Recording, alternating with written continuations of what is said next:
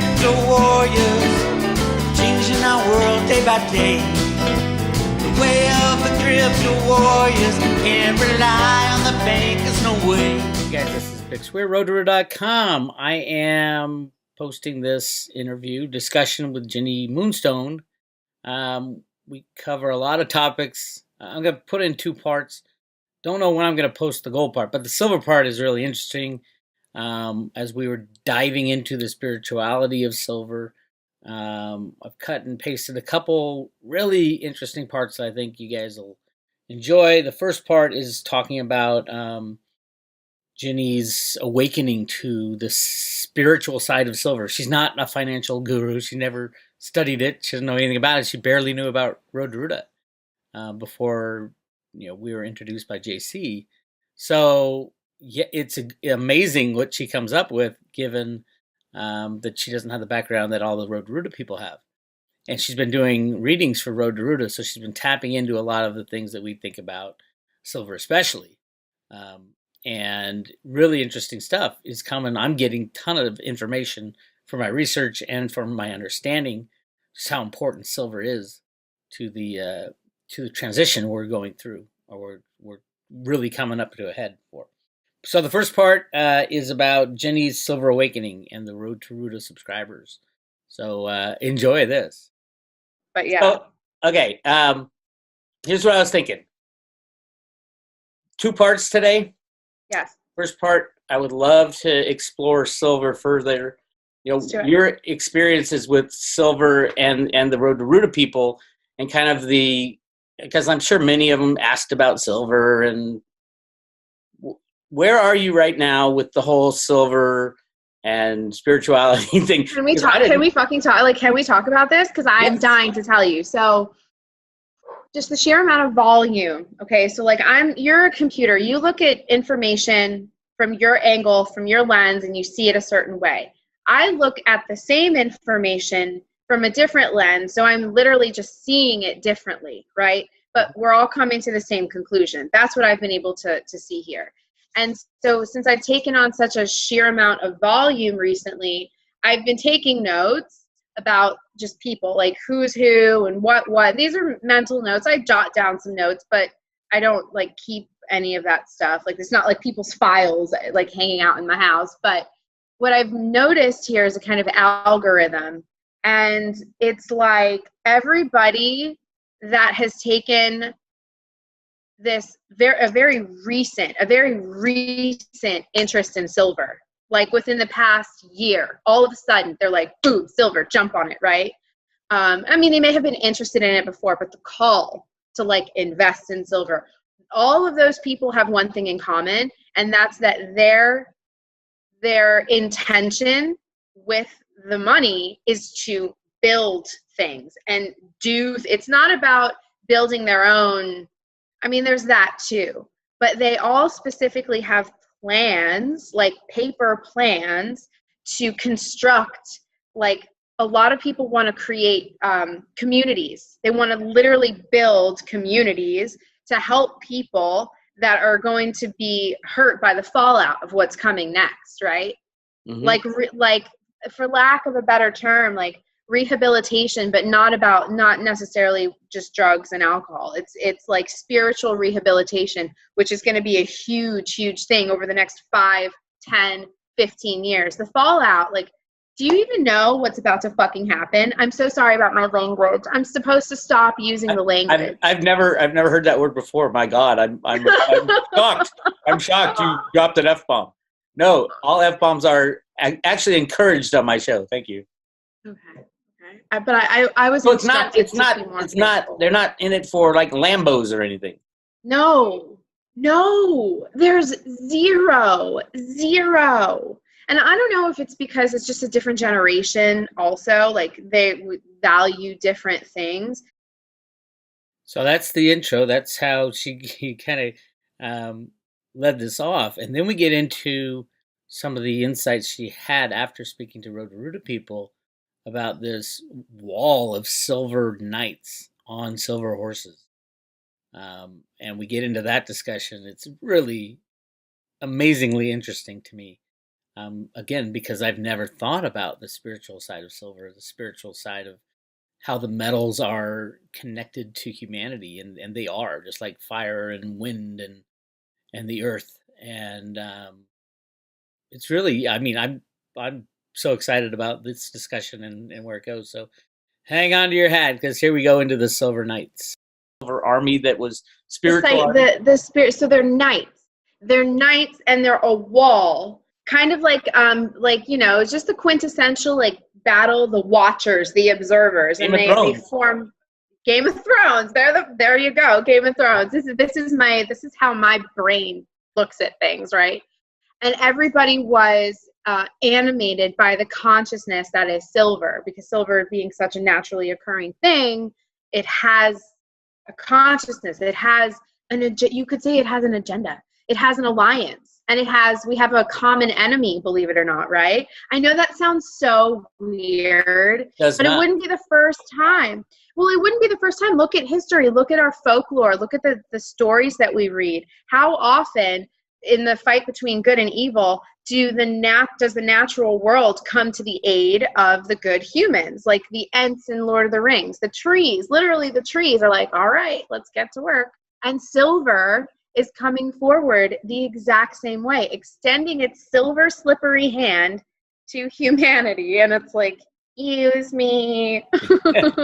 The amazing thing, and I'll tell you the story in just a second, but the amazing thing to me is I've known for 20 years that silver can take out the banking cabal, which is the money system is where these bad guys get their power, at least on the planet, and probably off planet they use it against us.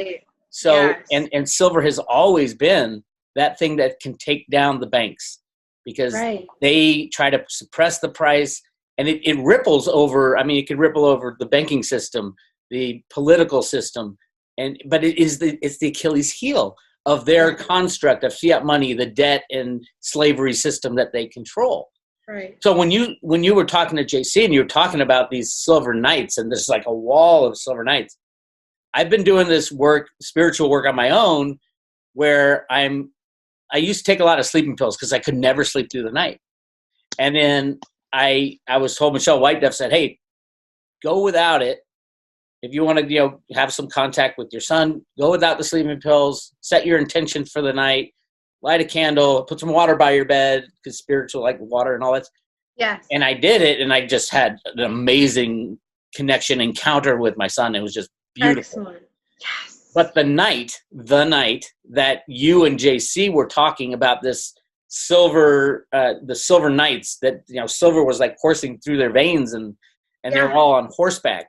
Yeah. And it just resonated with me. So I went to bed thinking, okay, and I keep a journal by my bed now, because I'll forget it really fast. Yeah. And I literally, it wasn't even a dream. It was after I had woken up and I was in, I guess, theta state or something like that.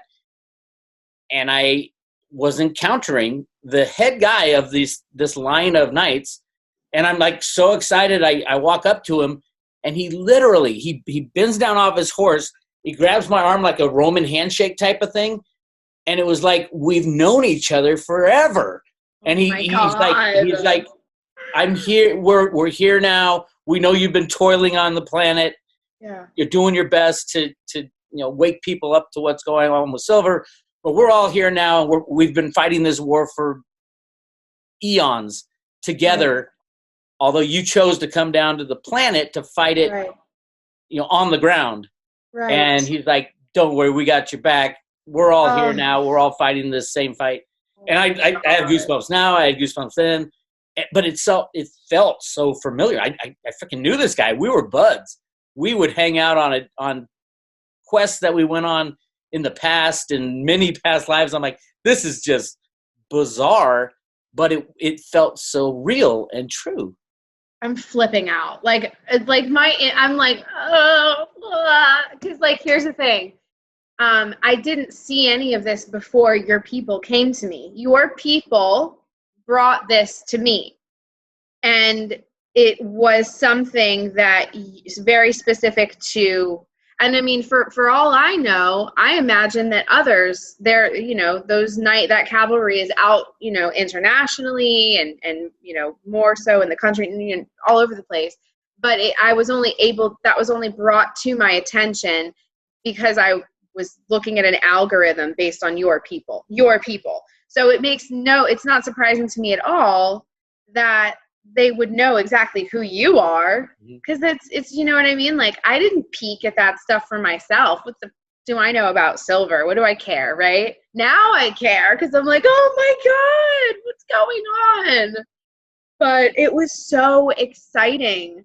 Because also, if you think about what a knight is, you know, on the chessboard, they're always moving. They're always there. It's about strategy and adaptability, and it's fluid, as opposed to a queen or a king, right? They're over here. They're the initiative. They're the mission. But the knights are all about this sweeping motion. It's a sweeping energy. So, and that's another thing too, is that it's specific to what a knight does. The knights are the comings and goings. They're fluctuations constantly. And so as we're kind of going from top to bottom, clearing the system out, the systems of control, the banking system, whatever, the knights are like clearing rooms. They're clearing rooms. It's like when you sweep a perimeter, right? And so it's nasty in the sense that it's going to be a mess, you know? Like I mean, plenty of people have died. Millions of people are dying. This is bloody. People have no idea. But here's the thing, the makeup of it all. So it's like blood pays for silver, gold, blood, loosh. It's all currency. It's all currency. This is a language. It's energy, right? So it's like, oh God, it's just the magic is so real. Like, it's just so real. I feel like we're so close. We're like, it's all just like, I feel like we could do this and be like, hi, see you later. That's what it feels like. Let me read you a couple other things, because this is what I wrote down. You can see that. Okay, so we got a lot. Let's move on down.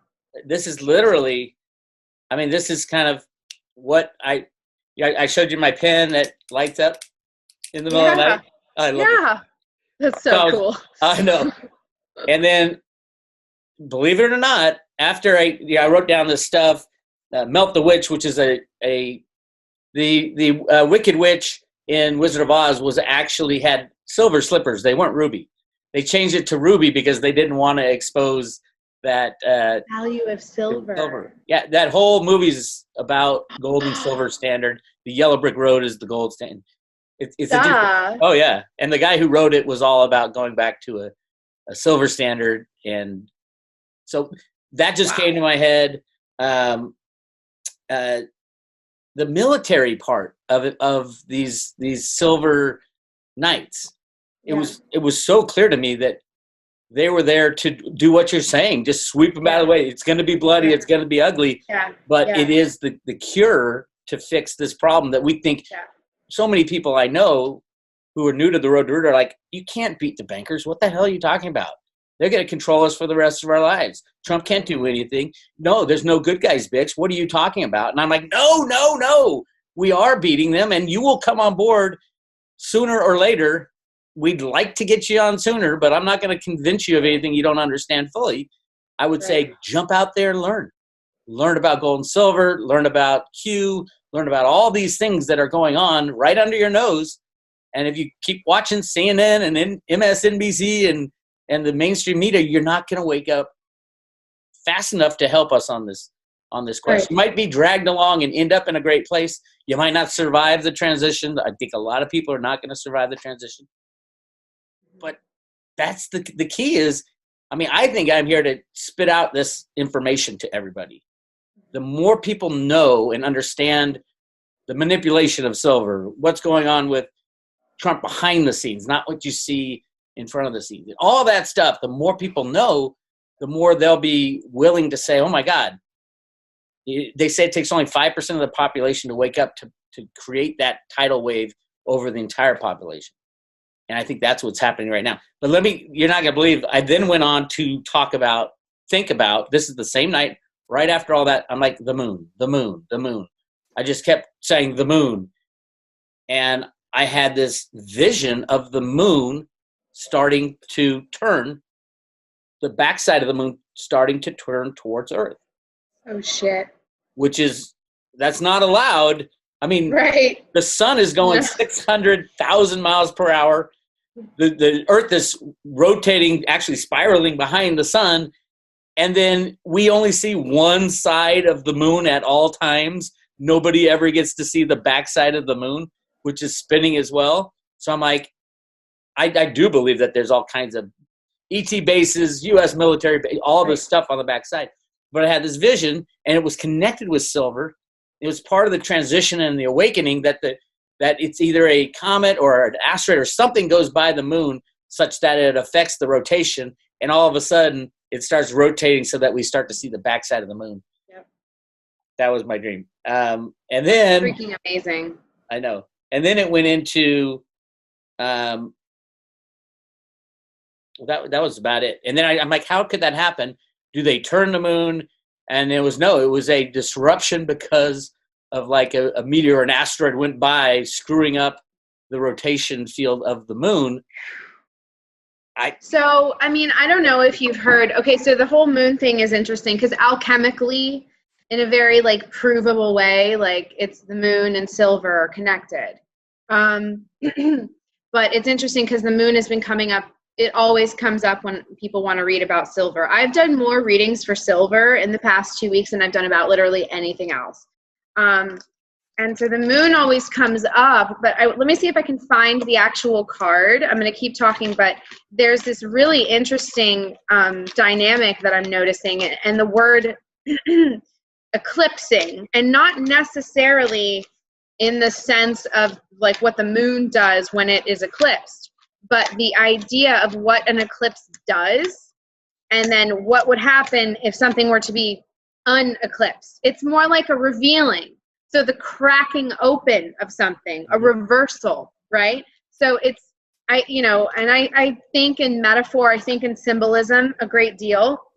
And because the moon has domain over the secrets, it's all about the cover of night, which is the secrets, the underbelly, the things we don't know, the things that are hidden, whether on purpose, for our own safety or for our own, whatever, or for a deliberate agenda.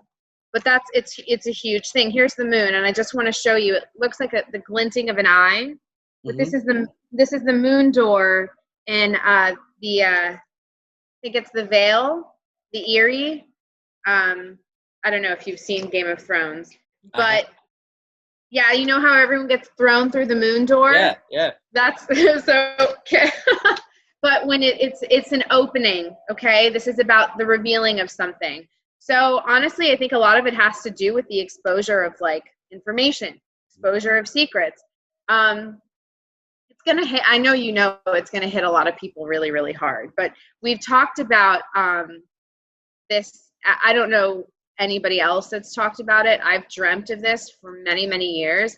I'm calling it the cosmic shakedown because I don't know what this is, but something comes towards us and it activates some kind of a weapon, like a defensive system, and instantly there's this, something happens and it's done to save all of us, right? But imagine what that kind of an event would have.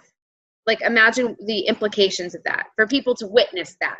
Everything that we understood up till that point about almost everything would be instantaneously proven to be untrue. So that would then trigger a fucking mess. Mm-hmm. But there's enough of us that know what's been on the other side of it long enough to where we can help facilitate, everybody that's, willing to be okay. Because a lot of people are going to just, oh yeah, yeah, I'm done. I don't want to do this anymore. This isn't fun anymore. Can we leave? Yep.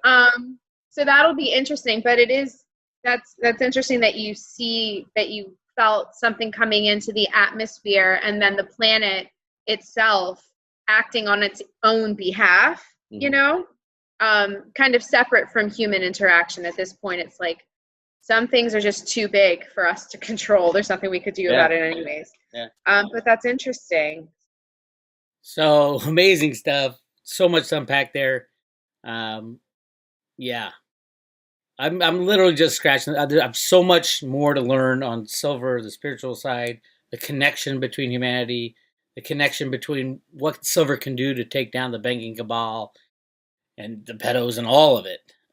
Silver is extremely powerful, both in the physical world and the physical. I would say in the economic, banking, financial world, in the global unbacked fiat monetary system. Silver is the destroyer of banks. So we'll see if they destroy the banks or not. But finally, I want to finish off with we kind of summed up silver, and we're moving into gold. Gold in the Grand Canyon. We talk a little about I still have work to do, and the connection between all metals and humanity. Really good discussion. So check this out. Last night, I had dreams too. Okay. I've been having crazy dreams, but like mostly I think like I'm just kind of feeling the pressure right now, like performance anxiety a little bit, because I'm like I've never had to be so mechanical with my readings before. It's just kind of an unnatural place to be, but like I'm so for it, right? I've just been eating a lot of red meat. I'm like, okay, I swear, I don't know why, my hires told me, they were like, just eat steak, don't eat anything else. So I'm like, all right. So I swear. So I've just managed to do it. So like I cooked a whole bunch and now I'm just eating leftovers. So, but I did last night, I was like tossing and turning and tossing and turning. You know, it's like that sometimes when I don't know exactly what it is about that in between. They keep pulling you awake. I don't know if it's the avatar that wants to be present. I don't know exactly what it is, but sometimes when we have really busy nights in the astral, it's like you're right in between. But I kept wanting to like grab my pen and like write things down. I was like, and it was all for you. It was all stuff that I wanted to share with you. I guess there's a lot of work for you to do. Like there's a lot that that you have left to do. And it has everything to do with coming into like a public alliance with the consciousness or representatives of the consciousness of these precious metals. And I know that sounds freaking ridiculous, because how?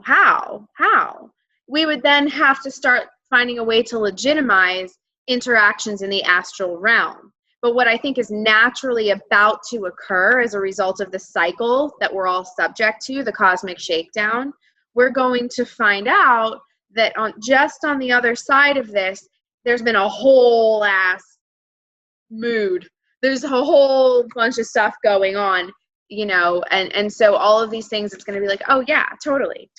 You know what I mean? And it's uncomfortable because most people are like, what?